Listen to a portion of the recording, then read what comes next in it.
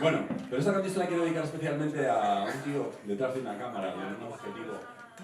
Y que tiene un objetivo en la vida. Digamos. Vale, lo siento por eso, me ha venido ahora. Bueno, un aplauso para Pixelín, que está aquí, ¿eh? Además que se ha abrido con lo que llamaríamos nosotros la cuadrilla, pero aquí lo llamáis los coleguiñas o una movida así.